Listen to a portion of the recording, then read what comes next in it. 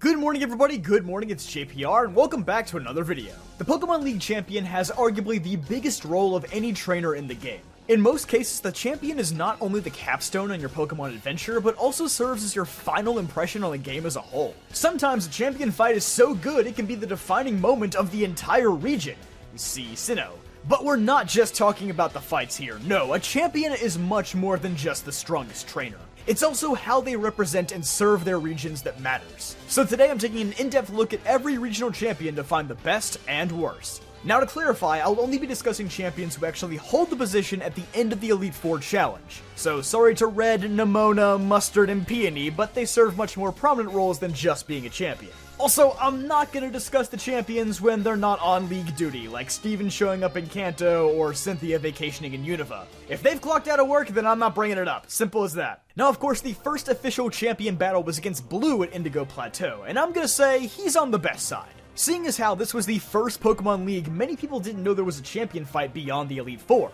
Good old false advertising from the Pokemon League committee, eh? So Blue showing up as champion at the end was a really cool plot twist and one that brings the game full circle. There's something satisfyingly poetic about the first and last battle being against the same person. A person who wants to win more than anything else, making it one of Pokemon's most competitive rivalries. And the fact that he always has the starter that beats yours ensures that most trainers will find this fight relatively challenging. My only question is, if Lance was the champion and got bumped down, who was the first Elite Four member who got booted out? This question has always bothered me, but it doesn't overshadow an otherwise awesome development. Which is why it's so puzzling that Let's Go Pikachu and Let's Go Eevee managed to pull off the same exact thing, but infinitely worse. I will never understand the purpose of Trace. He literally just does everything that Blue did, but worse! If you're going to introduce a brand new character, at least make him do something that Blue didn't do.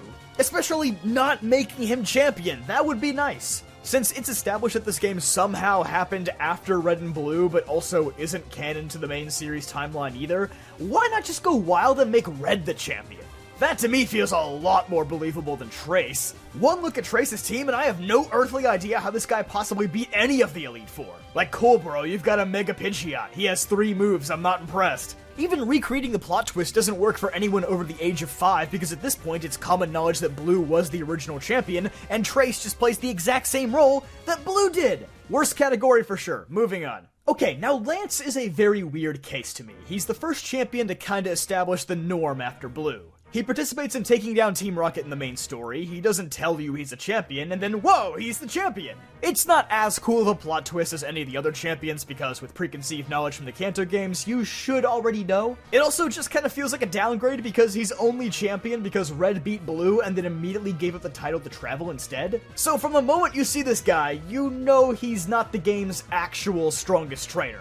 Regardless, I do like Lance as a character, and I feel like he embodies what a champion should be like. He teaches people the importance of raising Pokemon properly, and he also periodically turns into Batman and thrashes the bad guys for fun. And I know everyone rags on this guy for his team, and the fact that he's technically a Flying Master instead of a Dragon Master, and he has 3 underleveled Dragonites and all that, but you know, I'm gonna stick up for my boy. First of all, he's not a game dev, he can't help that there's only 2 dragons to choose from. And also, 3 Dragonites? That's 3 pseudo-legendaries, which is 2.5 more than your average champion. And he specifically designs them to specialize in electric, fire, and ice moves, with the electric and ice ones being completely indiscernible from each other so you don't even know how to prep properly. Is the team a little boring compared to every other champion's team? Sure, but it was also a restriction of the times. I think Lance is just true neutral, he's neither good nor bad. And I mostly say that because Steven is basically just a repeat of Lance, but executed way better. I always liked how Steven is just this random rock-obsessed dude who you periodically run into, but also happens to be the region's strongest trainer. He also just fits Hoenn remarkably well. With it being a region with so much emphasis on exploring and ancient lore, and in the remakes, Megastones, Steven checks all the boxes as this region's perfect rep. I don't think he's the hardest champion in the world, but hey, I'll give him credit. Despite being branded as a Steel-type champion, only 2 of his Pokemon are weak to Earthquake, so man knows how to build a team. He also made me think that Skarmory was a Gen 3 Pokemon for a long time when I was a kid, and that's kinda baller, not gonna lie. But I also played Gold, so there just wasn't a Skarmory in Johto in general, it probably wasn't that hard to fool me. Also, in the remakes, Mega Metagross. Props to him, he's the one trainer in Gen 6 who's actually challenging. The only bad thing about Steven is that he gave us Wallace. Now, I love Pokemon Emerald. I still think this is a top 3 Pokemon game, but Wallace being the champion is a decision that puzzled me even as a kid. And even now, I'm so puzzled that my puzzler is sore. Now, yes, the Delta episode did explain that Steven wanted more freedom to pursue his hobbies and that Wallace was the next strongest guy in line for the throne. Which, hey, more power to him for doing what he loves. Go off, King! But this is just the retroactive explanation. In Emerald itself, the game where he is champion, there is no explanation. Also, Wallace is like a part-time coordinator, so he's definitely got stuff to do too. His battle also feels kinda lame because we just fought Juan a couple hours earlier, who is also a water-type user. This is the actual too much water complaint that Hoenn should get. I'm also just opposed to the idea of the champion ever repping one of the 3 starter types because you'll always screw over one of them. Maybe this is their way of making it up to Sceptile users, but honestly, Sceptile could still fight 3 of Steven's Pokemon. And I might add, Wallace does nothing to stop Team Magma or Aqua. Steven is retired and still does more to help than Wallace does. Wallace just stands at the bottom of the Cave of Origin and goes, Rayquaza must be out there somewhere. But I ain't getting him good luck. Trash tier champion, your people are depending on you, Wallace! And now for Cynthia. Look, I know this take is colder than the Arctic Sea, but Cynthia is trash! Okay, I'm kidding, but I know I had you there for a sec. Cynthia kinda takes on a similar role as Steven. She's a researcher of ancient Sinnoh myths, and she too aids in the fight against Team Galactic. In Platinum. Yeah, she doesn't actually do anything in Diamond and Pearl, and I think everyone just kinda forgets about that. But that's okay, because if we judge Sinnoh based on Diamond and Pearl alone, nobody would like it. Platinum truly does take her character to the next level though, making her a much more interesting counter to Cyrus's point of view. And of course, it should go without saying, but she is one of the hardest, if not the hardest champion of all time to defeat in battle.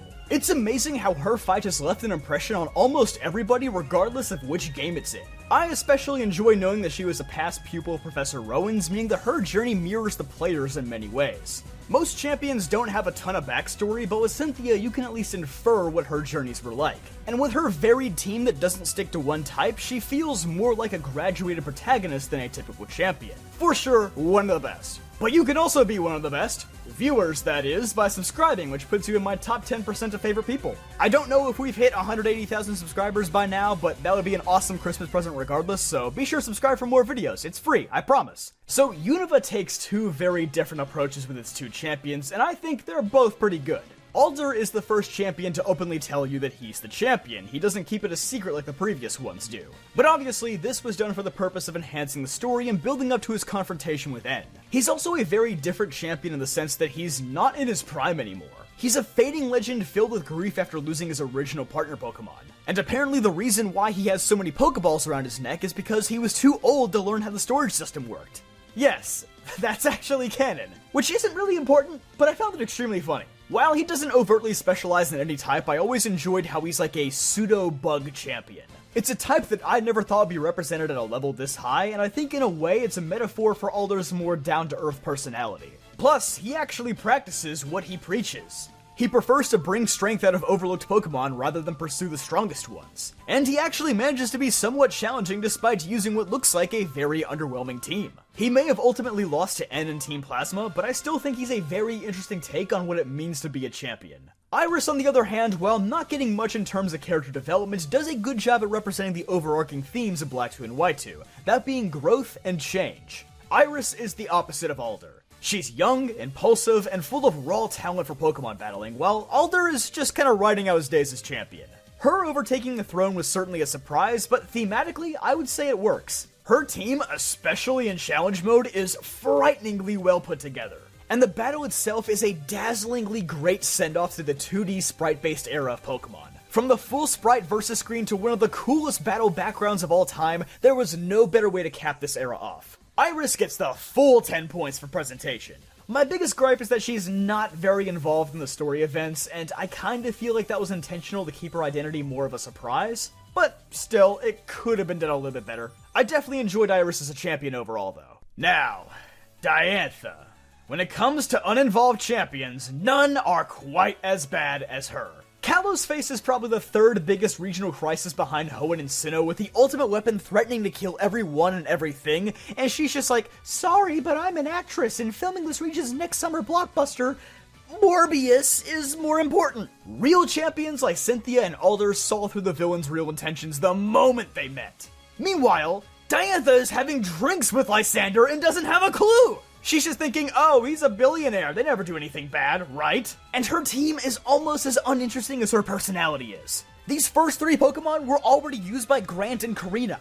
Goodra is just a typical pseudo-legendary pick, and Gourgeist? What is this thing actually going to do to anybody? Mega Gardevoir is the only thing keeping the squad together. She's just the less interesting and less challenging version of Diamond and Pearl Cynthia. It's shocking how little she has going for her. Now, Alola is weird. Kukui and Hau technically aren't even champions, they're just the final battle to become champion. So, I guess I'll just say Kukui being the last boss was cool, albeit somewhat predictable when you knew that he was the one building the league. His team is good enough, his history as a strong trainer is well established, and just in general, it's pretty cool for the last fight to be against the Professor.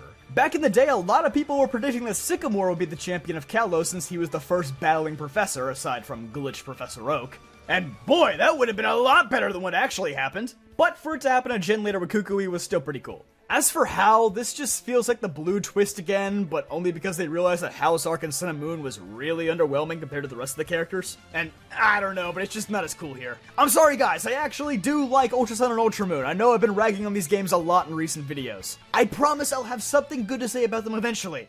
Just not today. Okay, so let's discuss Leon. I don't know why there's so much Leon slander, to be honest. Look, I get it, hating on Sword and Shield is hip and cool, and I actually agree most of the time.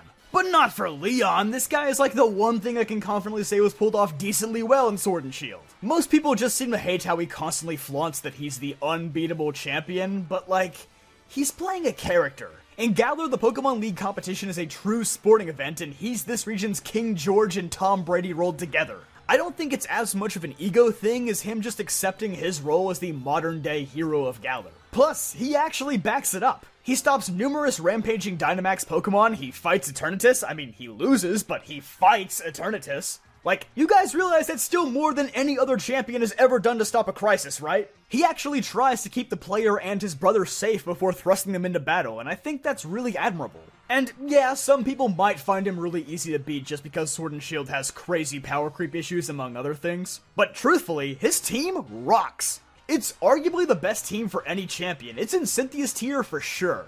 And even after losing his title, he dedicates himself to training the next generation of trainers at the Battle Tower so that Galar can be the strongest region in the world. Does that sound like an ego-obsessed maniac to you? You can argue all day about how strong Leon really is, but at the end of it all, this man is still my favorite champion.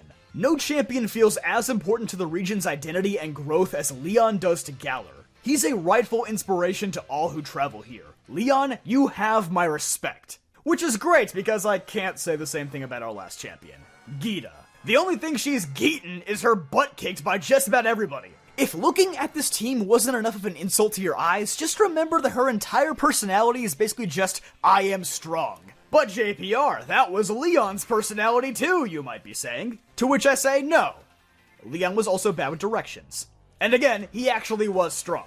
Literally the only defining trait that she has throughout the game is that she's the top champion, and she says garbage like, I am utterly incapable of holding back in Pokemon battles, and then she sends out Avalugg and Go-Goat. Are you kidding? Now I know some of you might be huffing that Hopium, the Kalos DLC is coming, and the Go-Goat and Avalugg are actually intentional references to this. More likely, I think her team is actually meant to represent the 6 notable biomes of Paldea. Espathra is the desert in the West Province, Go-Goat is the highlands of the South Province, Veluza is Lake Casaroya, or just the sea in general, Avalugg is Mount Glaciado, King Gambit is the bamboo forest in the east, and Glamora is Area Zero. I think the only reason she doesn't use Pokemon like Baxcalibur, Satitan, or Arboliva is because other trainers already do. I don't think it's any deeper than that. But you know what, let's just pretend that her team is referencing Kalos instead. If that were the case, why not go with Pyroar? Or Clawitzer, or anything but these two. Anything at all. And that's just the beginning of the problems. Why doesn't Veluza have Filleaway? Without that move, this Pokemon is practically useless. Why does Glamora come out last if its ability sets up toxic spikes? This should have been the lead. Why doesn't King Gambit come out last so that it can get the most out of its Supreme Overlord ability? Is this nitpicky? Maybe, but if you claim to be the top champion of all champions, I would expect that you use some battle tactics to your advantage. Anyway, I would love to talk about the stuff that Geeta does outside of this battle, but there's none of that actually. This is pretty much it. Nemona absolutely should have dethroned her before you got there. I know she's like the true final boss of the Victory Road storyline, but man, I just wish Geeta wasn't involved at all. And there you have it, that is my take on every single Pokemon champion. Let me know who your favorites and least favorites are in the comment section down below. But of course, be sure to subscribe and leave a like on this video. I hope you all have a very Merry Christmas and a Happy New Year, and I'll see you guys next time.